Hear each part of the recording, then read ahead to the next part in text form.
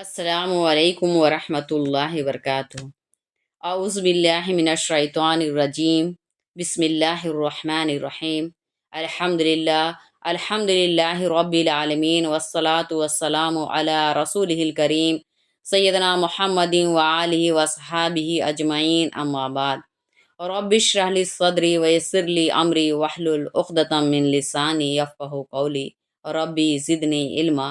دوسرا پارہ ہے سیقول اور دوسری سورہ ہے البقرہ۔ وَإِذَا سَأَلَكَ عِبَادِي عَنِّي فَإِنِّي قَرِيبٌ أُجِيبُ دَعْوَةَ الدَّاعِ إِذَا دَعَانِ فَلْيَسْتَجِيبُوا لِي وَلْيُؤْمِنُوا بِهِ لَعَلَّهُمْ يَرْشُدُونَ۔ أُحِلَّ لَكُمْ لَيْلَةَ الصِّيَامِ الرَّفَثُ إِلَى نِسَائِكُمْ هُنَّ لِبَاسٌ لَكُمْ وَأَنْتُمْ لِبَاسٌ لَهُنَّ علم اللہ انکم کنتم تختانون انفسکم فتاب علیکم وعفی عنکم فالآن باشروہن وابتغوا ما کتب اللہ لکم وکلوا واشربوا حتی یتبین لکم الخیط الابیض من الخیط الاسود من الفجر ثم أتموا الصيام إلى الليل ولا تباشروهن وأنتم عاكفون في المساجد تلك حدود الله فلا تقربوها كذلك يبين الله آياته للناس لعلهم يتقون۔ اللہ رب العالمین فرما رہے ہیں، اور جب میرے بندے آپ سے میرے بارے میں دریافت کریں تو کہہ دیجئے کہ میں قریب ہی ہوں۔ جب کوئی مجھ سے دعا کرتا ہے تو دعا کرنے والوں کی دعا قبول کرتا ہوں۔ تو لوگوں کو بھی چاہیے کہ میرے احکام کو قبول کریں اور مجھ پر ایمان لائیں تاکہ وہ ہدایت سے سرفراز ہوں۔ روزہ کی رات میں تمہارے لیے اپنی بیوی سے ہم بستری حلال کی جاتی ہے، وہ تمہارے لیے اور تم ان کے لیے لباس ہو۔ اللہ کو معلوم ہے کہ تم اپنے آپ سے خیانت کیا کرتے تھے، تو اللہ تعالیٰ نے تمہاری توبہ قبول کر لی اور تم سے درگزر فرما دیا۔ لہٰذا اب اپنی بیویوں سے ہم بستری کرو اور تمہارے لیے اللہ نے جو مقدر فرمایا اسے تلاش کرو۔ نیز جب تک صبح کی سفیدی کی سیاہی سے نمایاں نہ ہو جائے کھاؤ پیو، اور ہاں جب تم مسجد میں معتکف رہو تو بیوی سے صحبت نہ کرنا، یہ اللہ کی مقرر کی ہوئی حدیں ہیں، ان کے قریب بھی نہ جانا۔ اللہ اس طرح لوگوں کے لیے اپنے احکام بیان فرماتے ہیں تاکہ وہ تقوی اختیار کریں۔ توجہ دے تاکہ بات ذہن میں رہے، رمضان المبارک کا مہینہ اور روزہ کی حالت میں دعا کی قبولیت کا زمانہ ہے، اور اس میں دعا کا خصوصی اہتمام مطلوب ہے۔ غالباً اسی لیے روزہ کے احکام کے ساتھ دعا کرنے کی ترغیب دی گئی ہے اور دعا قبول کرنے کا وعدہ فرمایا گیا ہے۔ روزہ فرض ہونے کے بعد شروع میں بعض احکام میں سختی تھی۔ ان میں ایک یہ بھی تھا کہ رات میں بھی میاں بیوی کا ازواجی تعلق ممنوع تھا۔ پھر اس آیت کے ذریعے شب میں کھانے پینے کی طرح بیوی سے ہم بستری کی اجازت بھی دے دی گئی۔ اس سے اسلام کا اعتدال و توازن بھی نمایاں ہے۔ بعض مذاہب میں مرد و عورت کے صنفی تعلق کو بھی اللہ کی قربت اور دینداری و پاکیزگی کے منافی سمجھا گیا ہے۔ عیسائی دنیا میں رہبانیت کے غلبہ نے کیسے فتنے جگائے ہیں اس کی پوری تاریخ ہے۔ اسلام نے صرف ناجائز تعلق کو منع کیا، جائز اور قانونی تعلق کی نہ صرف اجازت دی بلکہ حوصلہ افزائی کی، کیونکہ قدرت نے اس سے نسل انسانی کی افزائش کو متعلق رکھا ہے۔ آگے فرمایا جا رہا ہے، لباس سے بڑھ کر انسان کا کوئی رازدار نہیں ہوتا۔ انسان کا پورا وجود لباس کے سامنے بے لباس ہوتا ہے، اور یہی لباس ہے جو سردی و گرمی سے انسان کی حفاظت کرتا ہے۔ میاں بیوی کو ایک دوسرے کے لیے لباس کہہ کر اس طرف اشارہ ہے کہ ان کو ایک دوسرے کی کمزوریوں اور کوتاہیوں کے راز کا امین اور مشکل وقتوں میں ایک دوسرے کا محافظ و مددگار ہونا چاہیے۔ یعنی رات میں بیوی سے صحبت کی ممانعت والا حکم تم سے ادا نہ ہو پاتا تھا اور بعض اوقات اس کی خلاف ورزی ہو جاتی تھی۔ قرآن کی یہ تعبیر کتنی بامعنی ہے کہ حکم شرعی کی خلاف ورزی کرنے کو خود اپنی ذات کے ساتھ خیانت قرار دیا گیا کہ جسم اللہ کی امانت ہے۔ حکم خداوندی کے مطابق اعضاء جسم سے کام لینا حق امانت کا ادا کرنا ہے، اور خود اپنے ہی اعضاء سے گناہ کا ارتکاب اس امانت میں خیانت ہے۔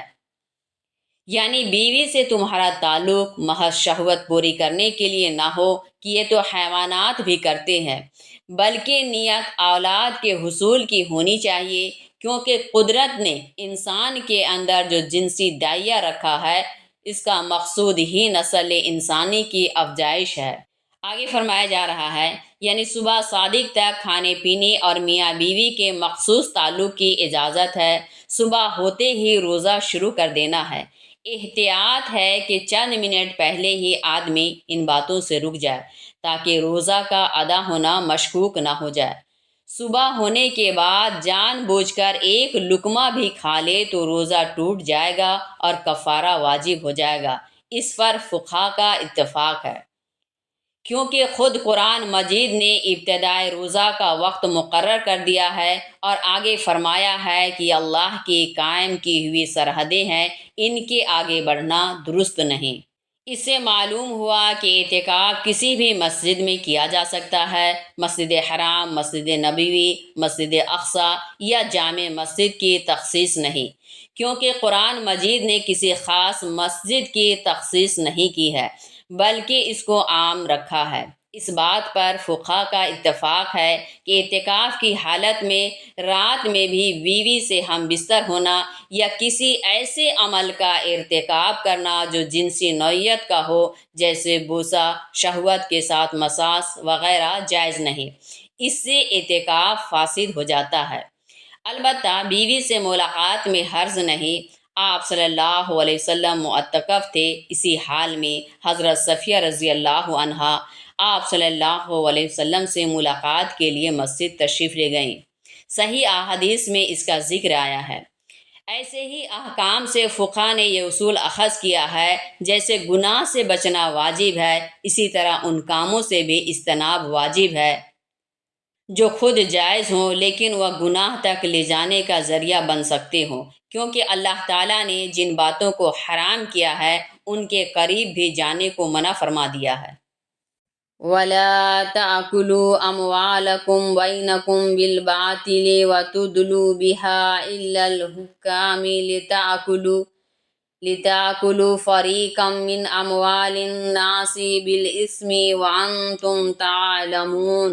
اللہ رب العالمین فرما رہے ہیں، اور ناحق طریقہ پر ایک دوسرے کا مال نہ کھاؤ اور نہ رشوت کے طور پر مال حاکموں تک پہنچاؤ تاکہ جانتے بوجھتے لوگوں کا کچھ مال ظلم کے ساتھ کھا جاؤ۔ معلوم ہوا کہ انسان رشوت دے کر اپنی چرب زبانی سے متاثر کر کے عدالت سے اپنے حق میں فیصلہ کرا لے اور کوئی مال حاصل کر لے تو محض عدالت کے فیصلہ کی وجہ سے وہ مال اس کے حق میں حلال نہ ہوگا بلکہ حرام ہی رہے گا۔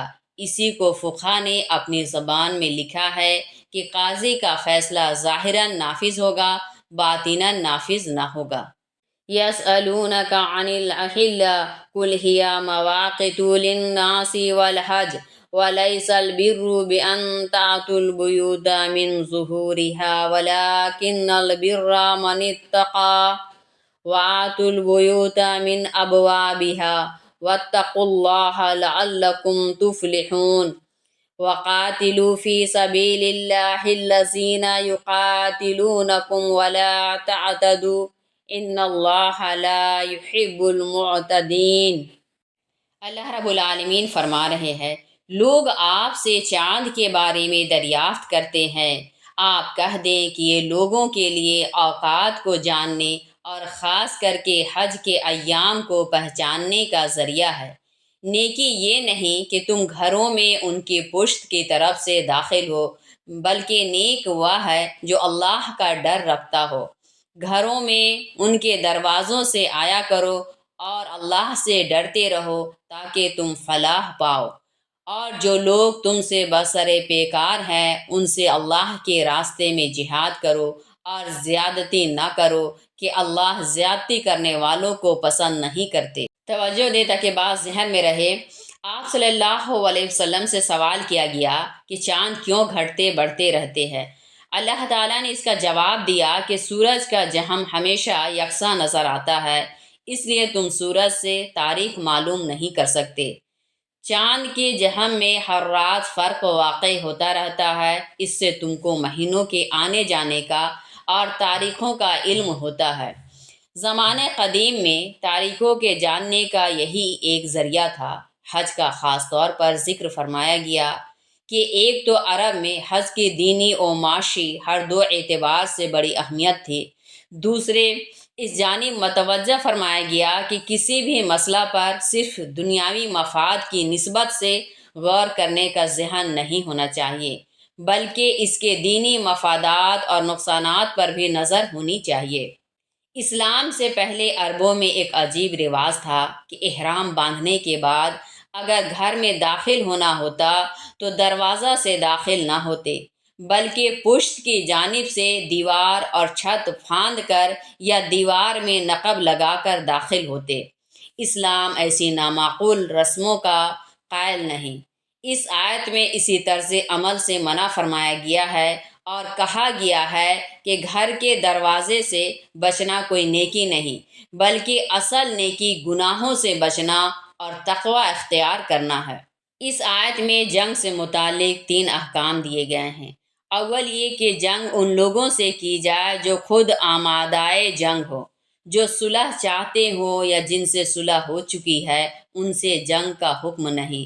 دوسرے، جنگ اللہ کے لیے ہو اور دین کی سربلندی مقصود ہو، مال و دولت، عزت و جاہ اور محض ملک و زمین حاصل کرنا مقصود نہ ہو۔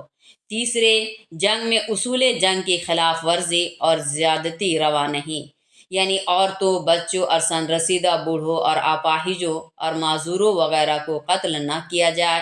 احادیث میں بھی اس کا ذکر ہے، خاص کر کے خلفائے اول حضرت ابوبکر رضی اللہ عنہ کی ہدایات میں اس کی صراحت موجود ہے، اور فقہ نے بھی تفصیل سے اس پر گفتگو کی ہے۔ وَاقْتُلُوهُمْ حَيْثُ ثَقِفْتُمُوهُمْ وَأَخْرِجُوهُمْ مِنْ حَيْثُ أَخْرَجُوكُمْ وَالْفِتْنَةُ أَشَدُّ مِنَ الْقَتْلِ وَلَا تُقَاتِلُوهُمْ عِنْدَ الْمَسْجِدِ الْحَرَامِ حَتَّى يُقَاتِلُوكُمْ فِيهِ فَإِنْ قَاتَلُوكُمْ فَاقْتُلُوهُمْ كَذَلِكَ جَزَاءُ الْكَافِرِينَ فَإِنِ انْتَهَوْا فَإِنَّ اللَّهَ غَفُورٌ رَحِيمٌ وَقَاتِلُوهُمْ حَتَّى لَا تَكُونَ فِتْنَةٌ وَيَكُونَ الدِّينُ لِلَّهِ فَإِنِ انْتَهَوْا فَلَا عُدْوَانَ إِلَّا عَلَى الظَّالِمِينَ الشَّهْرُ الْحَرَامُ بِالشَّهْرِ الْحَرَامِ وَالْحُرُمَاتُ قِصَاصٌ فَمَنِ اعْتَدَىٰ عَلَيْكُمْ فَاعْتَدُوا عَلَيْهِ بِمِثْلِ مَا اعْتَدَىٰ عَلَيْكُمْ وَاتَّقُوا اللَّهَ وَاعْلَمُوا أَنَّ اللَّهَ مَعَ الْمُتَّقِينَ۔ اللہ رب العالمین فرما رہے ہیں، اور ان کو جہاں پاؤ مار ڈالو، اور جہاں سے انہوں نے تم کو نکالا ہے تم بھی انہیں نکال باہر کرو، کیونکہ فتنہ انگیزی قتل سے بڑھ کر ہے۔ اور جب تک وہ خود تم سے جنگ نہ کرے مسجد حرام کے پاس تم بھی ان سے جنگ نہ کرو۔ ہاں، اگر وہ خود تم سے جنگ کرے تو تم بھی ان کو قتل کرو۔ ایمان نہ لانے والوں کی سزا یہی ہے۔ پھر اگر وہ کفر سے باز آ جائیں تو اللہ معاف کرنے والے نہایت مہربان ہے۔ اور جب تک فتنہ ختم نہ ہو جائے اور دین اللہ ہی کے لیے نہ ہو جائے ان سے جنگ کرتے رہو۔ ہاں، اگر وہ باز آ جائیں تو سوائے ظالموں کے کسی پر زیادتی نہ کی جائے۔ حرمت والا مہینہ حرمت والے مہینے کے بدلہ ہے، اور ادب و حرمت کا پاس رکھنے میں بھی برابری ہے۔ تو جو تم پر حرام مہینہ میں زیادتی کرے اس کی زیادتی کے مطابق تم بھی بدلہ لو، اور اللہ سے ڈرتے رہو، اور جان لو بے شک اللہ تقوی اختیار کرنے والوں کے ساتھ ہیں۔ توجہ دے تاکہ مسئلہ صاف سمجھ میں آ جائے یہ حکم مشرکین مکہ کے بارے میں ہے کہ ایک تو انہوں نے مسلمانوں کو بے گھر کر دیا ہے، دوسرے مسلمانوں کے خلاف مسلسل جنگ کی تدبیریں کر رہے ہیں۔ بدر، احد اور احزاب تینوں جنگوں میں جارحیت انہی کی طرف سے ہوئی، اس لیے تم بھی ان سے جنگ کرو، اور جیسے انہوں نے تم کو مکہ سے نکال دیا ہے تم بھی ان کو مکہ سے بے دخل کر دو۔ اسلام کی مسلسل مخالفت اور رکاوٹ مکہ والوں کی فتنہ انگیزی تھی، نیز جبر و دباؤ اور لوگوں سے ان کی آزادی کو سلب کر لینا ایسا جرم ہے کہ ایسے مجرمین لائق قتل ہیں۔ اس سے اگرچہ چند اشخاص کی جان جائے گی مگر فتنہ کا احتصال ہو جائے گا اور پورے سماج کو راحت حاصل ہوگی۔ آگے فرمایا جا رہا ہے، حرم کا احترام عرب بھی کرتے تھے اور اسلام نے بھی اس کو برقرار رکھا، اس لیے فرمایا گیا کہ حرم میں جو تمہاری طرف سے جنگ کی ابتدا نہ ہونی چاہیے، ہاں اگر وہ حملہ کرے تو پھر مدافعانہ جنگ میں کوئی قباحت نہیں، کیونکہ اس کے سوا چارہ نہیں۔ شوال، ذوالقعدہ اور ذوالحجہ اور رجب حرام مہینے ہیں، عرب ان مہینوں کا احترام کرتے تھے اور ان میں قتل و قتال سے باز رہتے تھے۔ اسلام نے بھی اس حکم کو باقی رکھا، لیکن ظاہر ہے کہ اگر دوسرا فریق اس کے احترام کی پرواہ کیے بغیر حملہ آور ہو جائے تو ہاتھ پر ہاتھ رکھ کر دفاع نہ کرنا خودکشی کے مترادف ہوگا۔ اس لیے فرمایا گیا کہ ان مہینوں کا احترام باہمی رویہ پر منحصر ہے، اور اگر اہل مکہ اس کا لحاظ کرے تو تم بھی جنگ سے اجتناب کرو، اور وہ جنگ کرے تو تم بھی جنگ کرو اور برابر کا معاملہ رکھو۔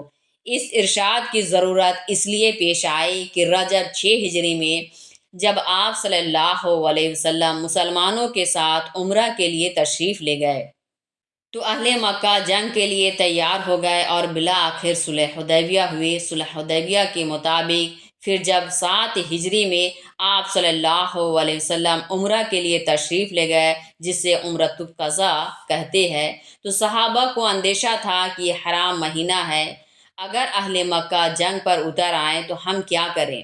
جنگ نہ کریں تو ناحق جان جاتی ہے، جنگ کرے تو حرام مہینہ کی خلاف ورزی ہوتی ہے۔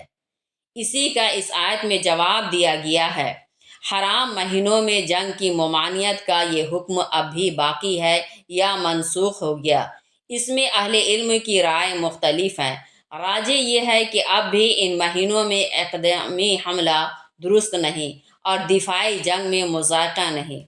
وَأَنفِقُوا فِي سَبِيلِ اللَّهِ وَلَا تُلْقُوا بِأَيْدِيكُمْ إِلَى التَّهْلُكَةِ وَأَحْسِنُوا إِنَّ اللَّهَ يُحِبُّ الْمُحْسِنِينَ وَأَتِمُّوا الْحَجَّ وَالْعُمْرَةَ لِلَّهِ فَإِنْ أُحْصِرْتُمْ فَمَا اسْتَيْسَرَ مِنَ الْهَدْيِ وَلَا تَحْلِقُوا رُؤُوسَكُمْ حَتَّى يَبْلُغَ الْهَدْيُ مَحِلَّهُ فَمَنْ كَانَ مِنْكُمْ مَرِيضًا أَوْ بِهِ أَذًى مِنْ رَأْسِهِ فَفِدْيَةٌ مِنْ صِيَامٍ أَوْ صَدَقَةٍ أَوْ نُسُكٍ فَإِذَا أَمِنْتُمْ فَمَنْ تَمَتَّعَ بِالْعُمْرَةِ إِلَى الْحَجِّ فَمَا اسْتَيْسَرَ مِنَ الْهَدْيِ فَمَنْ لَمْ يَجِدْ فَصِيَامُ 3 أَيَّامٍ فِي الْحَجِّ وَسَبْعَةٍ إِذَا رَجَعْتُمْ تِلْكَ 10 كَامِلَةٌ ذَلِكَ لِمَنْ لَمْ يَكُنْ أَهْلُهُ حَاضِرِي الْمَسْجِدِ الْحَرَامِ وَاتَّقُوا اللَّهَ وَاعْلَمُوا أَنَّ اللَّهَ شَدِيدُ الْعِقَابِ۔ اللہ رب العالمین فرما رہے ہیں، اور اللہ کے راستے میں خرچ کرو، اپنے آپ کو ہلاکت میں نہ ڈالو اور اچھے کام کرتے رہو، بے شک اللہ نیک کام کرنے والوں کو پسند فرماتے ہیں۔ حج و عمرہ کو اللہ کے لیے پورا کرو، پھر اگر تم روک دیے جاؤ تو جو قربانی میسر ہو پیش کرو، اور جب تک قربانی اپنے ٹھکانے پر نہ پہنچ جائے بال نہ منڈواؤ۔ ہاں، تم میں سے جو بیمار ہو یا اس کو سر میں کوئی تکلیف ہو تو بال منڈوا لے اور روزہ یا صدقہ یا قربانی کے ذریعے فدیہ ادا کر دے۔ پھر جب تم اطمینان کی حالت میں ہو تو جو حج کے ساتھ عمرہ کا فائدہ اٹھائے اس کو چاہیے کہ جو قربانی میسر ہو کرے۔ جس کو قربانی کا جانور میسر نہ ہو وہ 3 دنوں حج کے دنوں میں روزہ رکھے، اور 7 روزے تمہارے واپس آ جانے کے بعد، یہ پورے 10 روزے ہوئے۔ یہ حکم ان لوگوں کے لیے ہے جن کے گھر والے مسجد حرام کے پاس نہ رہتے ہوں، اور اللہ سے ڈرتے رہو اور جان لو کہ اللہ کی سزا بہت سخت ہے۔ جہاد میں جہاں جان کی قربانی مطلوب ہوتی ہے وہیں مال کی بھی ضرورت پڑتی ہے، اس لیے جہاد کے ساتھ ہی اللہ کے راستے میں مال خرچ کرنے کی تلقین فرمائی گئی۔ آگے فرمایا جا رہا ہے یعنی دشمن یا کسی اور وجہ سے حج میں رکاوٹ نہ ہو۔ اس آیت میں حج و عمرہ سے متعلق متعدد احکام دیے گئے ہیں، جن کا خلاصہ کچھ اس طرح سے ہے۔ حج یا عمرہ کو گو نفل ہو، شروع کرنے کے بعد ان کی تکمیل واجب ہو جاتی ہے۔ اگر کسی کو احرام باندھنے کے بعد رکاوٹ پیدا ہو جائے، خواہ یہ رکاوٹ دشمن سے ہو یا بیماری کی وجہ سے یا کسی قانونی مشکل سے، تو اس کے لیے یہ حکم ہے کہ جہاں روکا جائے وہیں حلال ہو جائے، لیکن یہ ضروری ہے کہ قربانی کا ایک جانور حرم کو بھیج دے اور لے جانے والے سے قربانی کا وقت اور دین متعین کر لے، اور متعینہ دین اور وقت پر قربانی کے بعد رکاوٹ کی جگہ ہی پر بال منڈوا لے یا ترشوا کر حلال ہو جائے۔ قربانی بکرے کی بھی کافی ہے۔ احرام کی حالت میں بال کٹانا جائز نہیں، البتہ اگر بیماری یا سر میں جوں کی کثرت یا کسی اور تکلیف کی وجہ سے بال منڈوانا پڑے تو بال منڈوا لے اور روزہ یا صدقہ یا قربانی کے ذریعے اس کا کفارہ ادا کرے۔ روزہ سے 3 روزے مراد ہیں، صدقہ سے 6 مسکینوں کو صدقہ فطر کی مقدار دینا مراد ہے، اور قربانی سے کم بکرے کی قربانی، گائے اس سے بہتر اور اونٹ اس سے بہتر۔ غرض عذر کی وجہ سے بال منڈوانا باعث گناہ تو نہ ہوگا، لیکن بلا عذر بال منڈوانے کی صورت میں واجب ہوتا ہے، وہی اب بھی واجب ہوگا۔ جو لوگ حج کے ساتھ عمرہ بھی کریں، خواہ ایک ہی احرام میں کریں جس کو حج قران کہتے ہیں، یا الگ الگ احرام کے ساتھ جس کو تمتع کہا جاتا ہے، تو اس پر شکرانے کے طور پر قربانی واجب ہے۔ قربانی سے مراد کم سے کم بکرے کی قربانی کرنا یا بڑے جانور میں ایک حصہ لینا ہے۔ اگر تمتع یا قران کرے لیکن قربانی کرنے کی استطاعت نہ ہو تو 10 روزے رکھنے ہوں گے۔